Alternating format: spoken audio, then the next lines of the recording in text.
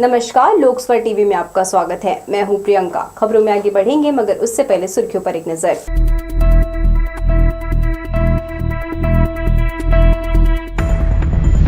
जशपुर और रायगढ़ के दौरे में मुख्यमंत्री देवी देवताओं की कर रहे पूजा, जगह जगह हो रहा जमकर स्वागत। नव वर्ष को लेकर कानन पिंडारी में तैयारी जारी, 20,000 से अधिक पर्यटकों के लिए की गई तमाम सुविधाएं।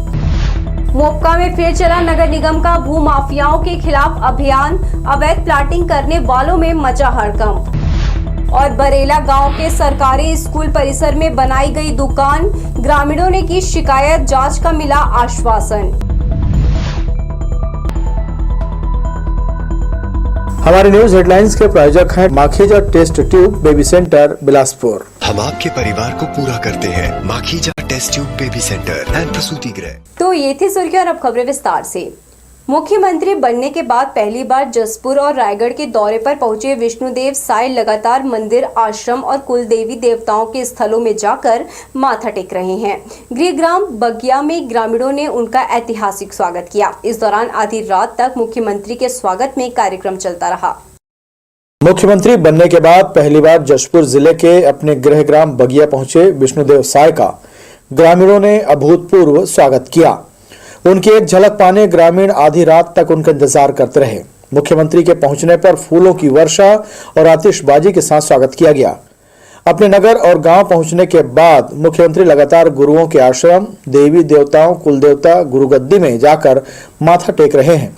विष्णुदेव साय और उनकी धर्मपत्नी कौशल्या साय ने गुरुवार को बंदरचुआ के पास तुर्री गांव पहुंचकर कुलदेवता के दर्शन किए।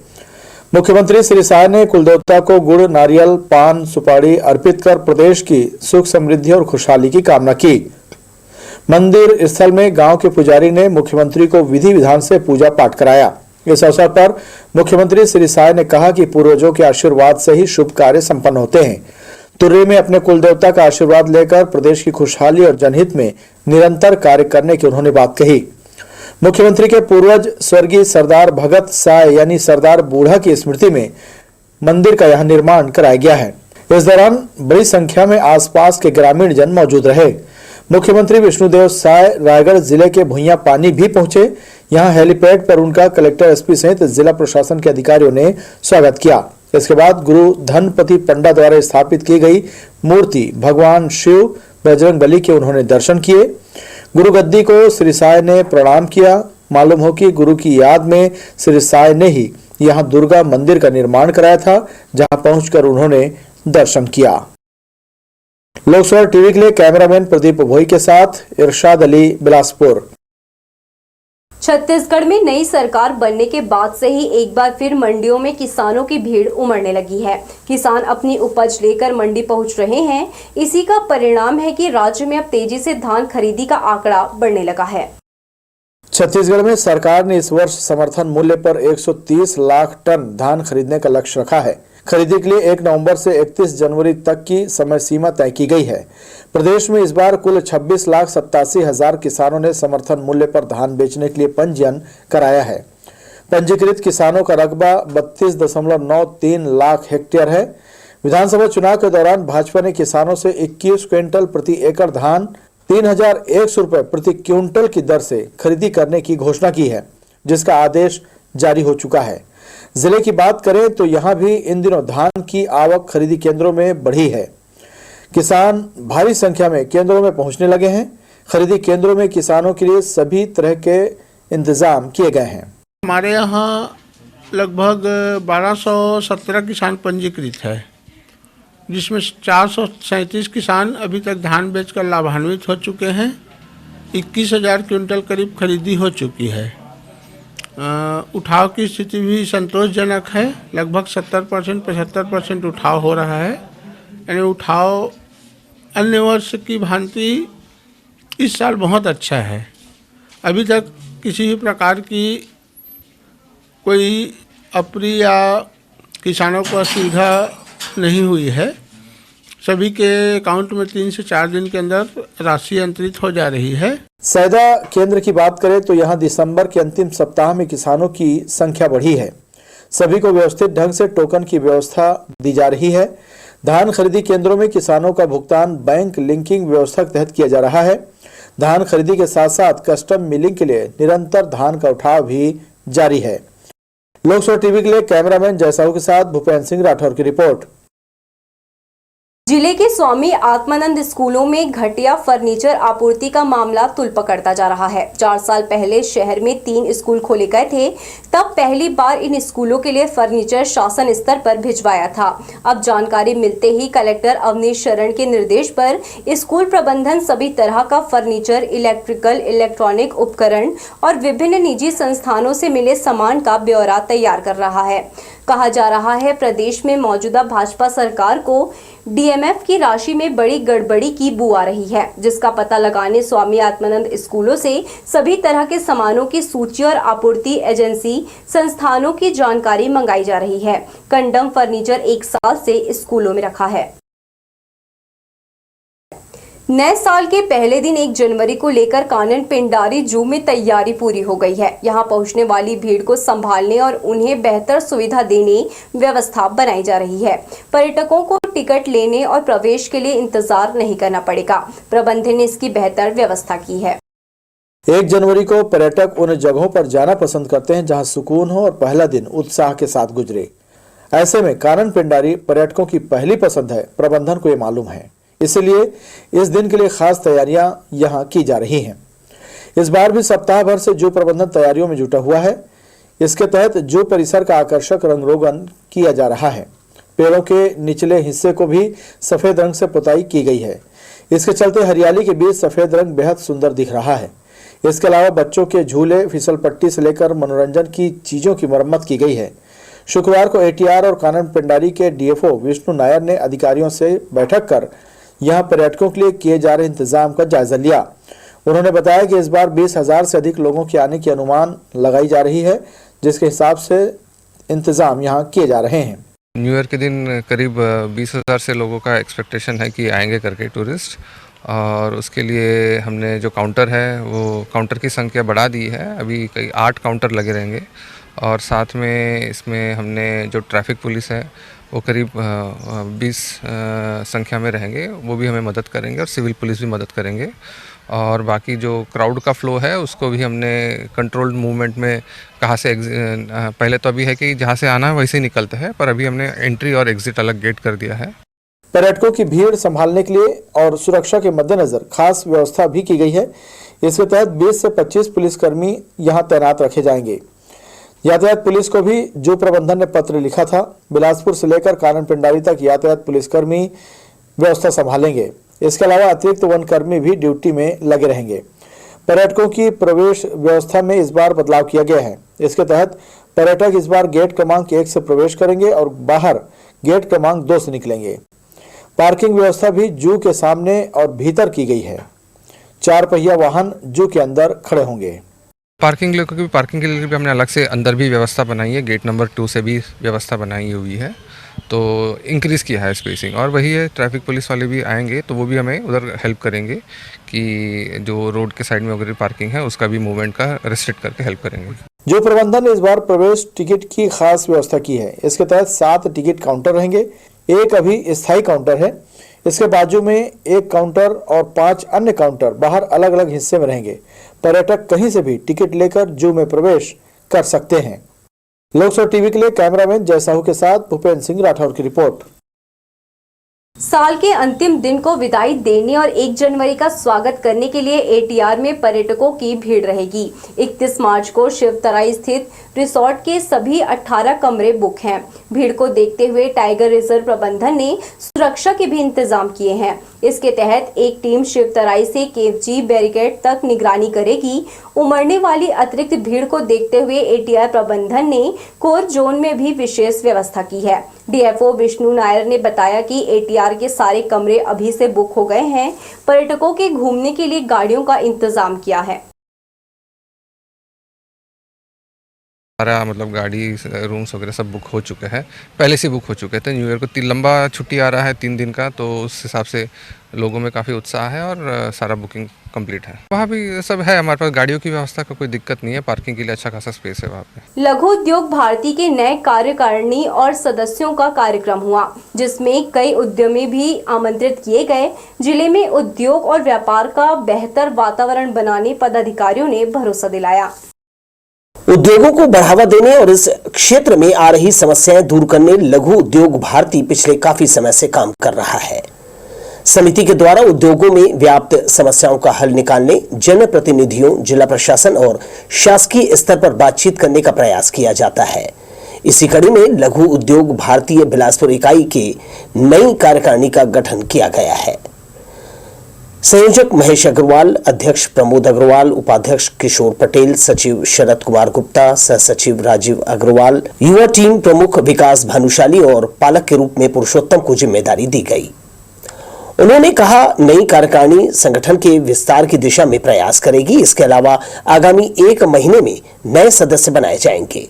लघु उद्योगों के संचालन, व्यापार और अन्य समस्याओं को दूर करने के लिए पहल की जाएगी। जिला प्रशासन और शासन स्तर पर बात कर समाधान निकालना उनकी प्राथमिकता में रहेगा। सभी इंडस्ट्री जो भी हैं उद्योग वाले, सभी का भला हो। उनको राज्य स्तर पे जरूरत पड़ेगी तो देश स्तर पे भी हम उनको ले जाएंगे और उन सभी समस्याओं का निराकरण करके संबंधित अधिकारियों से, कलेक्टर महोदय से और जो हमारे पूर्व के जो पदाधिकारी हैं उन सभी का मार्गदर्शन लेके उनसे आगे हमें किस प्रकार बढ़ना है, रूपरेखा बना के, और बीच बीच में जब भी ज़रूरत पड़ेगी तो लघु उद्योग भारती का हमारा मासिक बैठक भी हम लोग बुलाएंगे और आपस में सभी लोग चर्चा करके एक निर्णय लेंगे। उस निर्णय को फिर जमीनी स्तर पे हम लोग काम करेंगे। कार्यकारिणी को सभी ने बधाई दी और उत्पादन के लिए बिलासपुर में बेहतर अवसर बनाने उम्मीद जताई है। टीम में शामिल युवा सदस्यों से सकारात्मक नतीजे के लिए पूरी ऊर्जा से कार्य करने अपील की गई। कैमरामैन जयेंद्र गोले के साथ दिलीप जगवानी, लोकसभा टीवी, बिलासपुर। मोपका की शासकीय भूमि खसरा नंबर 993 के 2 एकड़ जमीन पर अवैध प्लाटिंग पर निगम ने कार्यवाही की है। ए रियल्टी नाम के फर्म द्वारा किसी सुल्तान मलिक ने शासकीय भूमि पर अवैध प्लाटिंग की है। देखिए ये रिपोर्ट। निगम और राजस्व की टीम ने कार्यवाही कर मौके से निर्माण सामग्री जब्त किया। मोपका का सबसे चर्चित रकबा जो 993 जो खसर नंबर कहा जाता है, उसमें अवैध प्लॉटिंग का मामला सामने आया है। नगर निगम की टीम मौके पर पहुंची हुई है। ये धान मंडी जो आप देख रहे हैं उसके पीछे का ये जो एरिया है, लगभग 60 से 70 प्लॉटिंग यहाँ पे काटी गई। बाकायदा 25 फीट का रोड दिया गया। लेकिन सबसे बड़ी बात कि अधिकारियों के नाक के नीचे यहाँ पे शासकीय भूमि में अवैध प्लॉटिंग की गई। नगर निगम की आंखें तब खुली जब सत्ता परिवर्तन हुआ। अभी हम आपको बता दें, भाजपा की सरकार है और लगातार अवैध प्लॉटिंग और इस पर कार्रवाई हो रही है। आप देख सकते हैं नगर निगम की टीम यहाँ पे मौके पर पहुंची हुई है, राजस्व की टीम यहाँ पे मौके पर पहुंची हुई है और जिस तरीके से जो कार्रवाई दिख रही है, इसमें जो बातें सामने आ रही है कि जिन्होंने यहाँ पे अवैध तरीके से प्लॉटिंग की, उनके द्वारा कई लोगों को ये ज़मीन प्लॉटिंग करके बेच भी दिया गया, जिसमें उन्हें कच्ची पर्ची भी थमाई गई है। ऐसे लोग भी यहाँ पे सामने आए हुए हैं। हम आपको बता दें 993 है, ये शासकीय भूमि है। नगर ये राजस्व रिकॉर्ड में शासकीय भूमि है जिसका रकबा लगभग 150 एकड़ का है। लेकिन वर्तमान में जब देखा जाए तो पूरी शासकीय भूमि में अवैध तरीके से कब्जा होने की बात सामने आ रही है, क्योंकि यहाँ के जो भूमाफिया हैं वो ज़मीन का जो पेपर है, बनर्जी प्लॉट के बारे में भी आपने सुना होगा कि जो दस्तावेज है उसके आधार पर वे भूमि पर काबिज हो चुके हैं, जिस पर राजस्व अमला लगातार अपनी नज़र बनाए हुए हैं। हम आपको बता दें, ये आप देख सकते हैं 4 से 5 जेसीबी यहाँ पे बुलाई गई है और पूरी तरीके से ये जो अवैध प्लॉटिंग यहाँ पे हो रही है उस पर कार्रवाई कर रहे हैं। हमारे साथ हैं सुरेश शर्मा जी, जो भवन अधिकारी हैं, वो आए हुए हैं। सर, किस तरीके की शिकायतें मिल रही थी और ये जो कार्रवाई हो रही है वो कैसी है? ये शासकीय ज़मीन है जो नगर निगम को उद्यान के लिए आवंटित हुई है, जिसमें कि कुछ लोगों के द्वारा लगभग 235 मीटर पे कब्जा कर लिया गया है और सड़क का निर्माण कर दिया है 40 फुट चौड़ा, तो जिसके लिए तहसीलदार ने उसका बेदखली आर्डर जारी किया है और पटवारी साहब आए थे, उनके नेतृत्व में बेदखली की गई है और रोड को हटाया गया है। और इसमें अवैध प्लाटिंग की शिकायत भी थी, जिसमें शासकीय भूमि पर अवैध प्लाटिंग करते पाया गया और उसको हटा दिया गया। इन लोगों ने अवैध प्लाटिंग में प्लाट लिया है वो डायरेक्ट बिल्डर से जाके मिले और संपर्क करें हमें इसकी जानकारी नहीं है। क्या नाम सामने आ रहा है इसमें? इसमें ए रियलिटी करके कोई बिल्डर है, उसके द्वारा किया जा रहा है और नाम सुल्तान वलीक करके है। जैसा कि आपने सुना कि ए रियलिटी ये फर्म है और उनके द्वारा ये पूरा अवैध तरीके से प्लॉटिंग किया जा रहा था। हम आपको बता दें ये पूरा जो एरिया आप देख रहे हैं लगभग 2 एकड़ में ये पूरा अवैध प्लॉटिंग हो रहा था। इसमें बाकायदा प्रीकास्ट कराया गया, लेकिन सबसे बड़ी बात कि अधिकारियों की नज़र पे ये क्यों नहीं आया। अब जब सत्ता परिवर्तन हुआ, अब कार्रवाइयों का दौर शुरू हो रहा है। आप देख सकते हैं कि यहाँ पे पूरा बाकायदा प्लॉटिंग की गई, नंबर बाकायदा डाला गया और अब देखना होगा कि नगर निगम प्रशासन इसमें आगे क्या कार्रवाई करती है। कैमरा पर्सन सतीश साहू के साथ आशीष मौर्य, लोकसभा टीवी, बिलासपुर। जिला अस्पताल में सुरक्षा व्यवस्था और जांच के लिए चौकी की स्थापना की गई है, लेकिन यहाँ कोई भी पुलिस का जवान मौजूद नहीं रहता, जिसकी वजह से लोगों को परेशान होना पड़ता है। अस्पताल में आने वाले एक्सीडेंटल या मर्ग मामले की जानकारी पुलिस चौकी में दी जाती है, लेकिन समय पर वहाँ किसी की भी ड्यूटी नहीं लगाई जाती, जिसकी वजह से चौकी खाली रहती है। जरूरत है जिला अस्पताल की पुलिस चौकी में शिफ्ट अनुसार जवानों की ड्यूटी लगाई जाए, ताकि अस्पताल स्टाफ और अन्य लोगों को मदद मिल सके। उसलापुर ओवरब्रिज के गैलेक्सी अपार्टमेंट से मौसाजी व्हाइट हाउस तक अप्रोच रोड निर्माण की मांग उठ रही है। एक बार फिर से वार्ड के नागरिकों ने जिला प्रशासन के पास जाकर अपनी बात रखी। एडीएम ने नगर निगम को आवश्यक कार्यवाही के लिए निर्देशित किया है। उसलापुर ब्रिज से सकरी तक सड़क चौड़ीकरण के लिए निर्माण कार्य चल रहा है। इसी निर्माण प्रक्रिया में गैलेक्सी अपार्टमेंट से मौसाजी व्हाइट हाउस तक अवैध कब्जाधारियों से सड़क को मुक्त कराते हुए विधिवत सर्विस रोड का निर्माण करा दिया जाए तो आए दिन होने वाली दुर्घटनाओं से आमजन के जीवन की रक्षा हो सकेगी। इस तरह की मांग प्रशासन से बार बार करने के बावजूद अभी तक क्षेत्र के निवासियों को राहत नहीं मिली है। यही कारण है कि आए दिन यहाँ लगातार दुर्घटनाएं हो रही हैं, जिससे लोगों की मौत भी हो रही है। शुक्रवार को एक बार फिर से क्षेत्र के पीड़ित लोग एडिशनल कलेक्टर के पास पहुंचकर अपनी मांग को दोहराया। हम लोगों को आए दिन ओवरब्रिज के बाजू से जो रास्ता अप्रोच रोड खोलने के लिए पिछले 2 सालों से संघर्ष कर रहे हैं, लेकिन वो कभी किसी ने संज्ञान नहीं लिया। अब आज जो नई रोड बन रही है, चौड़ीकरण हो रहा है, तो मुंगेली की तरफ से आने वाले लोगों की स्पीड बहुत ही फास्ट है और आए दिन दुर्घटनाएं हो रही हैं। विगत 45 दिनों के अंदर 2 मौतें हो चुकी हैं, 4-6 रहवासियों की हाथ पैर वगैरह टूट चुका है। तो इसलिए महोदय के पास हम लोग आए हैं और इसको तत्काल मांग को अगर 7 दिवस के अंदर पूरा नहीं किया जाता है तो उग्र जन आंदोलन के लिए हम लोग बात करेंगे। वार्डवासियों की ये मांग 2022 से लगातार जारी है, जो बेहद जरूरी भी है। बिलासपुर की ओर से आनंद नगर, राजघराना, अमेरी, अंबेडकर नगर जाने वालों को अभी भय के साथ आना जाना पड़ रहा है। वार्ड के नागरिकों ने प्रशासन को चेतावनी दी है कि अगर समय रहते इस ओर ध्यान नहीं दिया गया तो आक्रोशित नागरिक चक्का जाम करेंगे। लोकसभा टीवी के लिए कैमरामैन प्रदीप भोई के साथ इरशाद अली, बिलासपुर। बढ़ेंगे हम खबरों की ओर, मगर उससे पहले सुर्खियों पर एक नजर।